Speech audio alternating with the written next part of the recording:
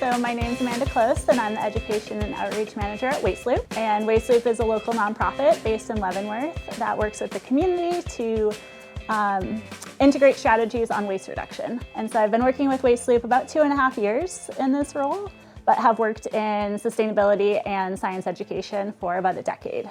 In my role, I get to work directly with community members, community partners, businesses, schools, and classrooms, and work to plan events, develop curriculum, integrate sustainability strategies into just kind of everyday operations, whether it's integrating recycling or composting at a middle or high school, or whether it's helping a restaurant reduce their food waste, or planning a community-wide event like Earth Day Fair.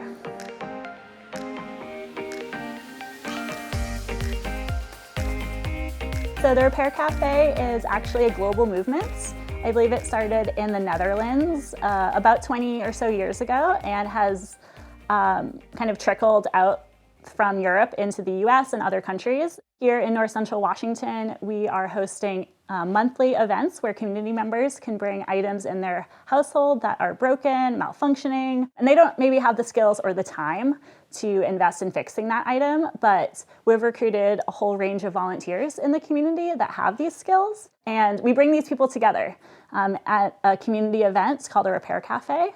And the whole idea is to build community, share skills, and then actually fix the items that we can fix and then put them back into use so that community members, A, don't have to buy something new, conserve resources, and prevent waste from going into the landfill that can be reused and repaired.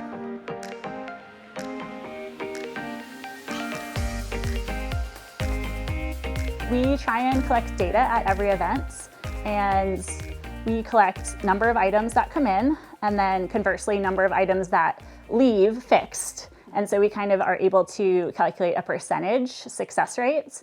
And we've been landing between 75 and 80% of items fixed on the spot, which is really exciting. We also weigh every item when they come in. So we can get a total weight of waste materials that may have otherwise ended up at the landfill, but instead are kept in use through repair.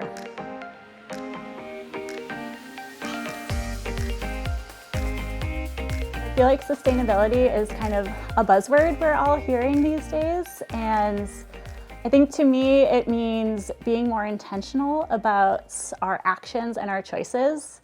And so thinking about not just what we need or what we want, but what the planet needs, what the community needs, and making choices related to how we live, what resources we consume, in such a way that we're thinking a little bit more big picture and holistically about the whole system.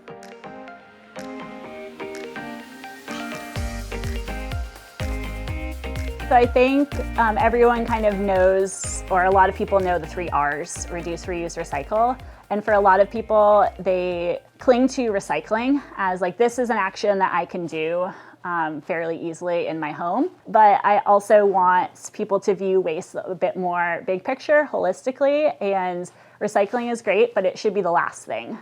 And so looking further upstream and thinking about how you could reduce what you're using, the resources, the items that you're purchasing, and then reusing what you already have. And that's where kind of repair and like our mission here at Eastside Rebuilds comes into play.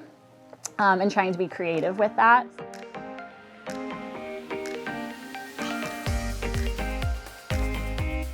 When thinking about repairability and the design process, a lot of manufacturers these days are unfortunately producing goods that are designed to not be repairable, and that is a process called planned obsolescence.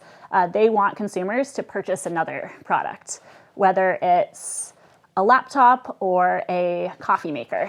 Some of these goods actually have a timeline attached to their life, so that in 1 or 2 or 3 years, a certain very critical part will malfunction and there's no way to fix it, because maybe the part is confidential and you can't order a new one, or the parts are glued together, so they're not able to be taken apart. When thinking about sustainable design, I think one of the really innovative but also obvious things that designers could start doing is design for repairability, for modularity.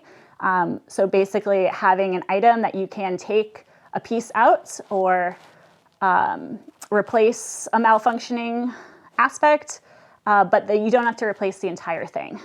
And also being able to have the repair guides freely available, open source, online, as well as being able to buy all of these replacement parts so that a consumer can fix their broken item at home.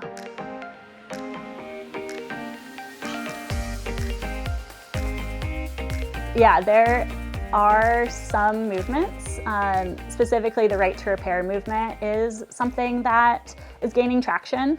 Actually, in Europe, Europe is kind of ahead of the curve in a lot of ways in terms of circular economy than the US. And so over in Europe, items need to be produced in a way that they can be repairable. And manufacturers are legally obligated to provide those instruction manuals, those spare parts.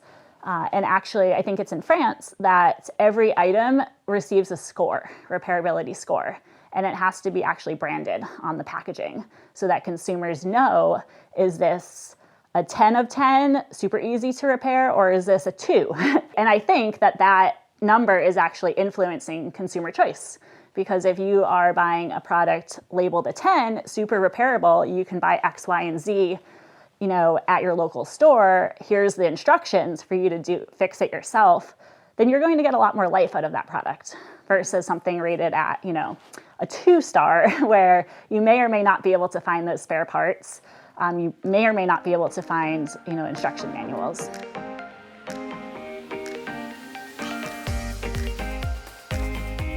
I think my favorite part of the work that I'm doing with Waste Loop is getting to connect people in the community, whether that's helping a maker or a creative person who wants to teach a class on natural dye or basket making using salvaged materials, and connecting them with a business that I know in town that has a space that they could utilize, and then using the Waste Loop network to draw in an audience of folks that are interested in learning that skill, and just kind of playing that a little bit behind the scenes, community building, bringing people together.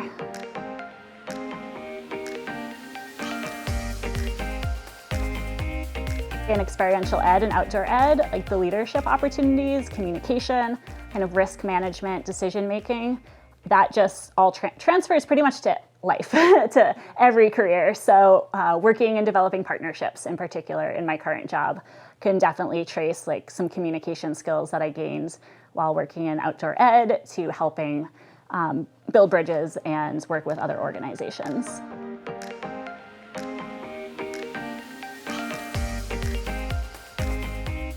This field is only going to grow, and we need new ideas and insights and creativity from people of your generation.